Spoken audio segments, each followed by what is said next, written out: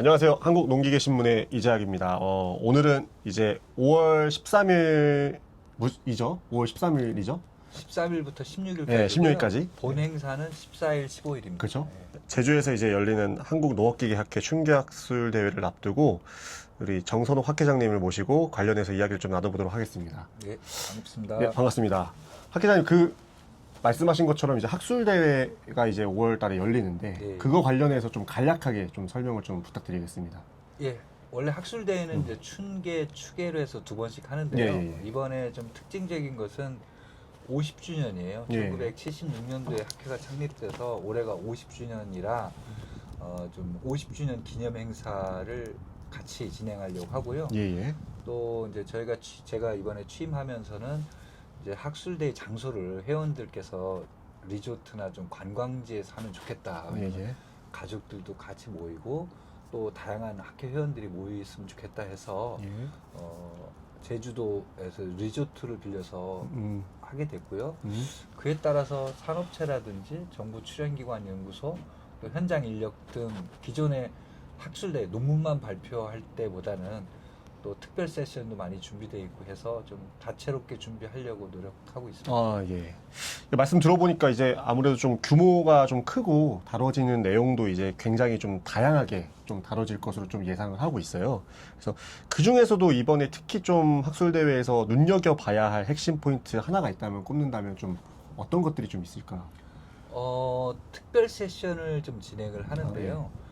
그래서 농촌진흥청에서는 이제 워크샵 형태로 특별 세션을 진행을 하고 또 경북대학교 반농업기계센터 또 충남대학교 에그텍 센터 등에서 이제 특별 세션을 진행을 합니다. 그런데 제가 좀 더 강조를 한다면 그중에 한 3개 세션이 좀 특별하게 더 생각되는데, 첫째는 정부 출연기관들이 중심이 돼서 ODA 산업과 연계해서 우리나라 농기계가 K농기계가 세계로 수출될 수 있는 방안, 이것들 정부 출연기관들이 각각 그 해외 사업들, ODA 사업들과 또 연계에 대해서 사업을 진행하고 있더라고요. 그래서 정부 출연기관 분들이 모여서 그런 걸 논의하는 특별 세션이 하나 있고, 또 하나는 이제 산업체들이 모여서 그 자율주행, 정밀농업 등 관련돼서 컨소시엄을 이루는 회사들이 좀 몇 개 모여서 특별 세션을 또 하고 있고요. 또 하나는 농업기 현장 인력들이 있지 않습니까? 전국의 지자체, 임대사업소나 여러 가지 현장 인력들이 있는데 그 중에서 농기계 교관 공무원 협의회라는 곳이 있습니다. 뭐 지도직 협의회 몇 가지가 있는데 그 중에서 교관 공무원 협의회가 주축이 돼서 또 현장의 문제점, 농업기계가 현장에 보급되려면 여러 가지 안전교육도 있고 정비도 있고 또 새로운 첨단 농기계들이 보급되려면 현장 인력들이 사실 일선에서 농민들하고 소통하는 부분이 되게 필요한데, 기존에는 업체가 다이렉트로 소비자를 만나는 것으로 되고 일선에 있는 농기계 교관이나 어떤 공업직 그런 현장 인력들은 임대사업에만 좀 치중되는 약간 역할을 제한된 부분이 있다면, 앞으로는 그런 인력들이 현장에서 활성화되고 또 지자체에서 꼭 공업직이 아니라 지도직 또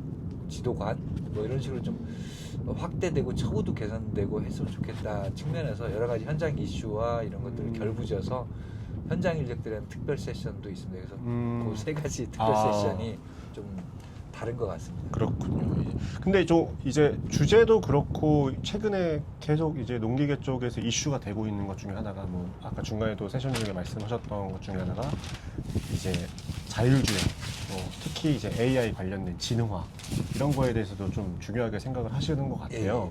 좀 그런 거 관련해서 이제 요즘 농기계 쪽에서도 이제 AI나 자율 작업 이야기가 계속 나오고 있잖아요. 그래서 이번 학회에서도 이런 내용이 조금 주로 좀 많이 다뤄질 것으로 좀 예상을 하고 있어요. 그래서 이 기술들이 이제 실제 현장에서 조금 뭐랄까요, 보편화가 되고 실제 뭔가 조금 많이 이제 보이고 있다라고 얘기가 들리는 그 시점은 어느 정도로 좀 예상을 좀 하시나요? 이제 말 그대로 이제 보편화가 되는 시점을 좀 어느 정도로 보시나요? 사실 그것은 어찌 보면 이게 시장과 연계되어 있는 건데, 미국의 경우에는 이제 광활한 농경지이기도 하고 또 기술적으로 발전되기도 하고 그러니까 결국은 농업기계를 현장에서 운전하면 되게 힘들잖아요. 예. 그런데 이제 자동으로 주행할 수 있다, 자율로 주행할 수 있다는 것이 굉장히 큰 그 이익이기 때문에 미국을 중심으로 해서 벌써 3, 40년 전부터 실용화가 돼 있었단 말이에요. 그러니까 기술이 없어서 실용화가 안 된 것이 아니고 우리나라 여건상 그전에는 그래도 농가 인구가 좀 있었고 또 신기술을 적용하는 좀 고가의 기계가 보급되는 측면에서도 좀 지연된 부분이 있는데 최근에는 일본에서도 그런 기계들을 수입을 하고 예. 있고 또 우리나라에서도 이제 농업 인구가 줄고 하기 때문에 또 각 우리나라 기업들도 예, 예. 그걸 상용화를 하고 있단 말입니다. 그래서 근데 이제 현장에 보편화가 된다라고 한 부분은 결국은 농민들이 많이 써야 되는데 그렇죠. 그러려면 사실 몇 가지 좀 선결돼야 될 조건들이 좀 있습니다. 뭐냐면 일단 많이 보급이 되려면 가격에서 정부에서 좀 지원 정책이 좀 있어야 된다 이거죠. 왜 그러냐면 결국 식량 안보를 지키고 산업이 살려면 그것을 작물을 재배하는 농업기계 산업이 살려면 업체의 노력이 물론 절대적으로 필요하지만 좀 정부에서 도와주고 새로운 기종은 투자가 많이 들어가지 않습니까? 투자 대비해서 매출이 나와야 되기 때문에 초기에 좀 보급되는 시점에 있어서는 정부에서 좀 지원이 됐으면 좋겠고요. 그 다음에 또 그것을 위한 여러 가지 인프라, 뭐 네. 새만금의 이제 실증 단지 같은 거라든지 네. 그런 것도 필요하고 또 보급을 위해서는 신기술에 대한 지원을 좀 정부 지원금 비율을 좀 높여준다든지 그리고 요즘에 노지 스마트 농업 시범 단지 같은 정책들이 시행이 되고 있는데 그것들이 더 많이 지자체에서 관심을 가질 거라고 생각을 합니다. 그런 사업들이 지자체별로 한두 개씩 계속 생기고 있는 것 같은데 그렇다면은 그 정도로 되면 각 지자체에 그래도 한두 개 시범 단지 정도가 들어서기 시작하면 진입은 성공한 것이 아닌가라는 생각이 듭니다. 다만 이제 아까 말씀드렸듯이 진입을 성공한다 하더라도 그 이후에도 계속 확대되고 문제가 없어야 된단 말이죠. 그렇기 때문에 그것을 업체가 다 모두 다 감당하기 힘들다. 현장에서 예를 들어서 어느 시군 농업기술센터를 중심으로 해서 그런 지도사업을 시범사업을 지자체에서 수주를 했다. 네. 그러면 예를 들어 3년간 4년간 시범 사업을 하지 않습니까? 네. 그럼 장목반이나 어떤 그 주산단지 이제 조합을 통해서 수주를 하고 그러면 그것이 이제 시범 사업을 하고 나면 3년이고 지나고 나면 그걸 계속 이어서 가야 되는데 그러려면 담당자가 있어야 된다는 거죠. 예. 그냥 자금만 따오고 3년 동안 하고 나서 끝 이게 아니라 그 기술이 현장에 녹아 들어갈 수 있도록 지자체 예를 들어서 농업기술센터에 그 담당자가 지도직, 지도관급에서 팀급에서 그것을 잡고 그것을 하고 나면 그 이후에도 기술적인 부분이 돼야 되기 때문에 일반 공업지 8급, 9급 갖고는 안 된다는 거죠. 6급, 5급들이 채용을 되고 그래서 농업기계를 첨단 농업기계를 알리고 교육하고 계속 확산하려면 그런 부분이 좀 더 보강이 되면 얼마나 좋을까. 그 정도가 되면 지자체 시범 사업들이 시행이 되고 그 지자체의 그 담당 인력, 담당 조직이 생긴다면 그러면 보편화가 됐다고 생각을 합니다. 단순히 기계가 몇 대라는 것보다는. 근데 지금 말씀하신 것처럼 어찌됐든 기술은 뭐 업체에서도 계속 만들고 있는 상황이고 이제 정부에서도 그거 관련된 사업을 이제 통해 가지고 지원 사업도 그래도 조금씩 하려고 하고 있잖아요. 이게 지금 근데 이제 현장에서 농민들이 받아들였을 때는 아직까지는 좀 시기상조다라는 얘기가 당연히 이제 나오고 있는데 좀 이게 조금 괴리가 있는 것 같아요. 기술 개발의 속도와 현장에서 이걸 받아들이는 속도가 아무래도 괴리가 있잖아요. 그렇죠. 거기에 그 가장 큰 차이가 나는 이유가 뭘까요? 좀 아무래도 이것은 조금 어려운 문제인데 네. 사실은 이제 그런 것 같습니다. 농민들의 기준은 되게 높아요. 예를 들면 뭐 조그만 하나의 기술, 자동 주행 이것만 가지고 되겠냐? 예. 뭐 경운 작업, 파종 작업, 방제 작업 여러 가지 작업할 때도 좀 자동으로 됐으면 좋겠다. 뭐 예를 들어 이런 요구. 예. 그리고 그것이 되게 편리하게 사용될 수 있고 여러 가지를 요구를 하는 것 같습니다. 그런데 지금 기술은 사실 자동 주행 정도까지 돼 있고요. 그 기타 아까 말씀드린 바와 같이 이제 경운 작업이나 방제 작업이나 개별 작업으로 들어가면 작업기와 트랙터의 연계, 그 다음에 작업하는 것에 대한 제어, 그리고 실제로 그 작업이 잘 되고 있는지에 대한 모니터링 이런 기술들이 개발이 돼야 된단 말이죠. 그래서 그런 기술들에 대한 개발은 사실 시간차가 있다고 저도 생각을 하고요. 다만 그것을 북돋아 주려면 농식품부에서도 R&D, 신기술에 대한 R&D도 지원을 하지만 어찌 보면 기계산업은 산업부에서도 지원을 많이 해야 된다고 생각을 합니다. 그래서 트랙터, 본기라고 생각하는 트랙터 등에 대한 그 작업기를 연동할 수 있는 그런 대형 사업들, 그 다음에 또 작업기 회사들이, 기본적인 작업기 회사들이 트랙터와 연동이 되고 그 데이터가 제어나 모니터링 같은 것들이 될 수 있는 그런 기술들은 산업부나 중소벤처부에서 좀 지원을 했으면 좋겠고요. 사실 이렇게 되더라도 농민들이 그 정보를 활용한다는 것은 되게 어렵거든요. 그렇죠.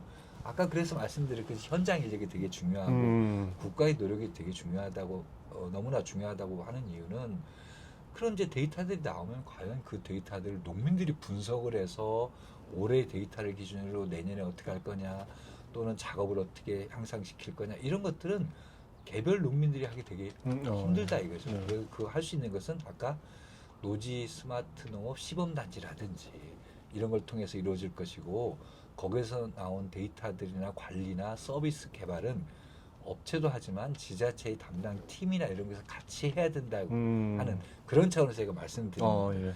그렇게 되면 본기의 자율주행뿐만 아니라 자동주행뿐만 아니라 작업까지 연계되고 작업기에서 나오는 데이터의 활용 서비스까지 개발될 수 있다면 그렇게 되는 것이 이제 바람직하고 거기서 농민들이 느끼는 어떤 시간 차이, 뭐 기술이 일부만 돼 있는 것 같고 나머지는 어차피 다 사람이 해야 되고 이런 부분이 있는 것 같습니다. 결국에는 학 회장님 말씀은 지금 이제 좀 뭐랄까 현장과 그 개발하고 있는 이 부분에서는 좀 간극이 어쩔 수 없이 생길 수밖에 없다.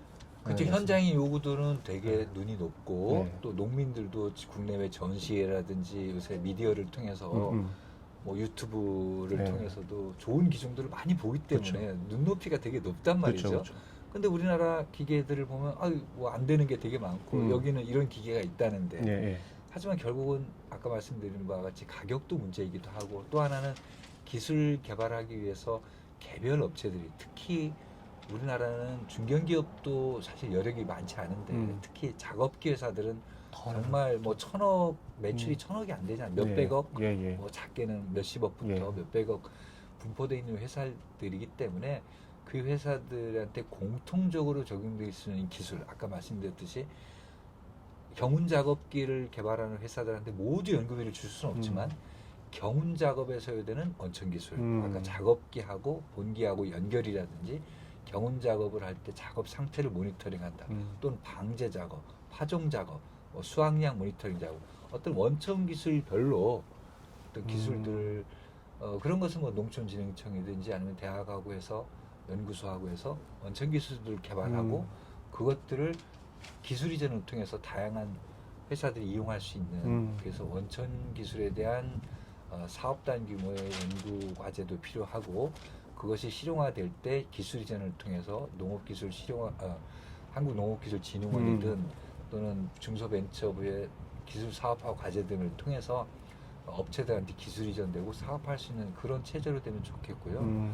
그와 더불어서 현장 인력들에 대한 지원이 반드시 있어야만 농민과 제조업체 사이에서 기술을 보급하고 교육을 하고 또 농민들이 새로운 신기술을 준다 해도 바로바로 사용하는 것이 농업인들의 어떤 연령이나 이런 걸 봤을 때 또 신기술, 전자기술, ICT 그렇죠. 기술을 바로 받아들이기가 힘들고 데이터 서비스 이런 부분은 또 괴리가 있을 수 있거든요. 그런 거는 현장의 농업기술센터 등이 또는 시군, 도의 농업기술원 등에서 그 담당자들이 이제는 융복합 인력들이 많이 필요한 것 같아요.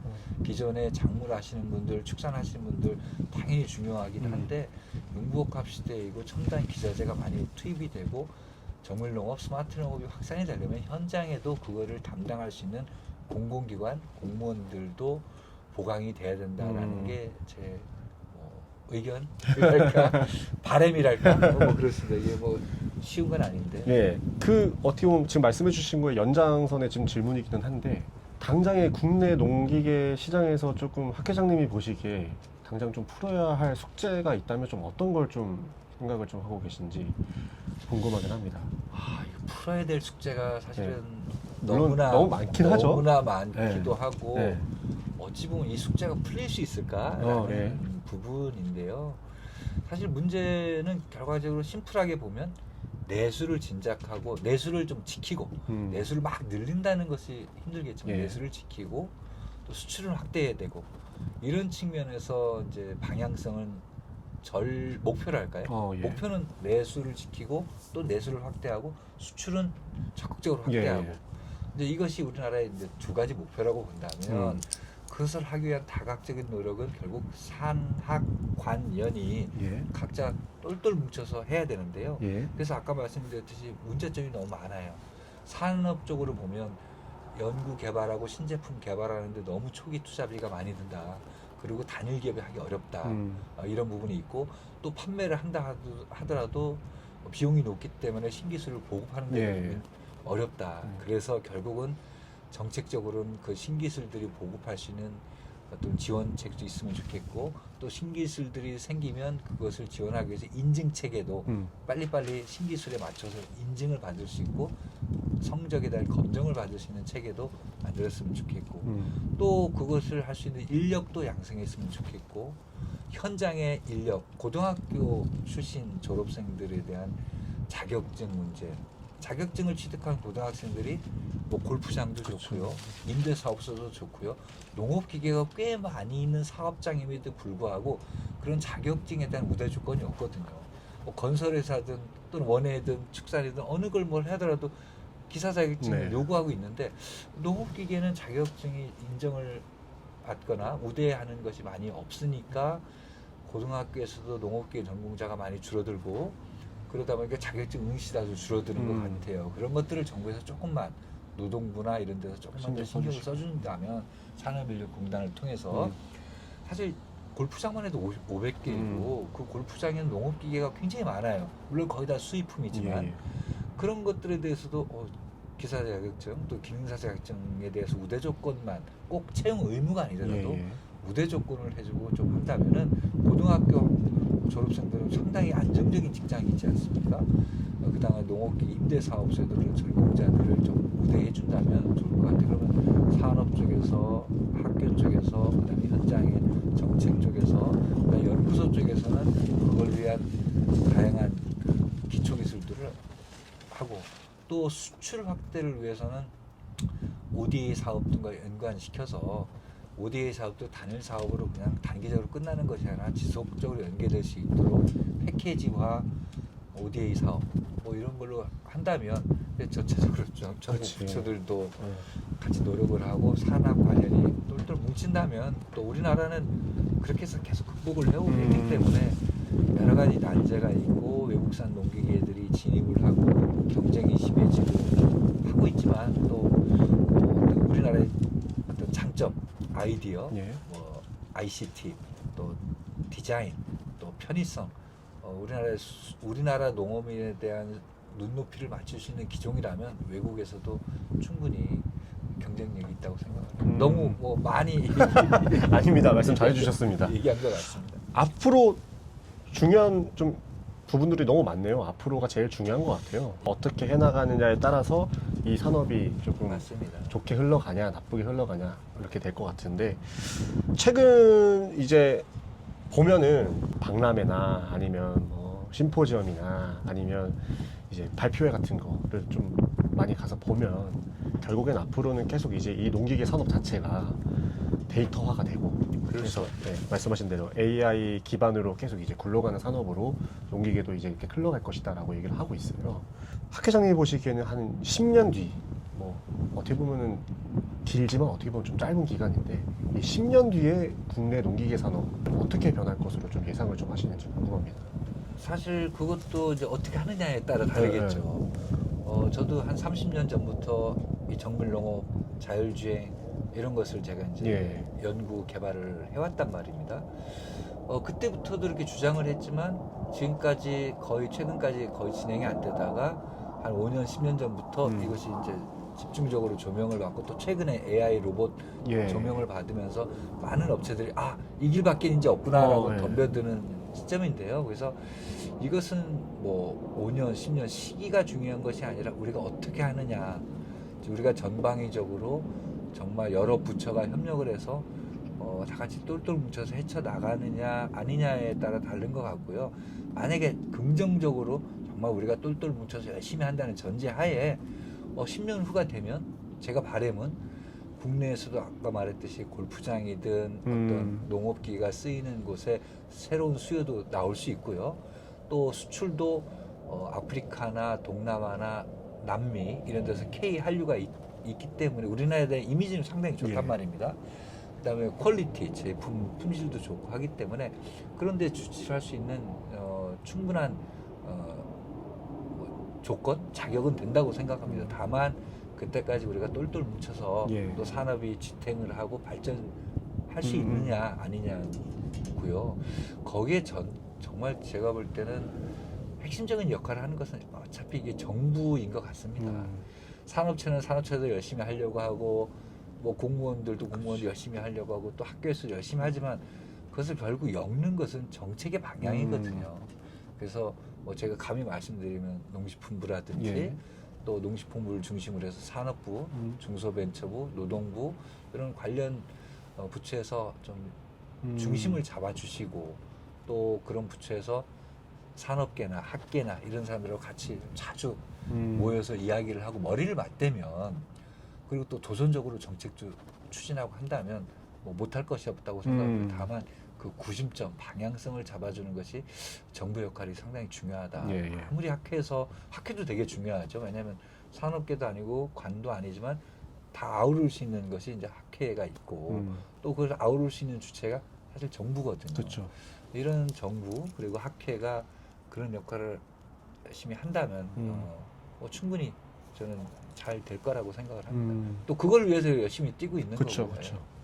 마지막으로 이번 학술 대회를 이제 보러 오실 분들한테 이거 하나만큼은 꼭 챙겨봐야 된다라고 하는 뭐 그럴 만한 좀 포인트가 있는지 좀 말씀해 주시면은 좋을 것 같습니다. 그래서 오시면은 여러 가지 뭐 논문 발표 예. 있고 하지만 아까 말씀드렸던 뭐 특별 세션, 특히 현장의 인력들, 농기계 교관분들이 느끼는 어떤 애로사항이나 또 현장에서 농업기계 산업 경쟁력을 위해서 어떤 것들이 필요한지 예. 또 그다음에 아까 말씀드린 수출을 위해서 정부 출연기관 등에서 고민하고 있는 부분 봐주셨으면 좋겠고요.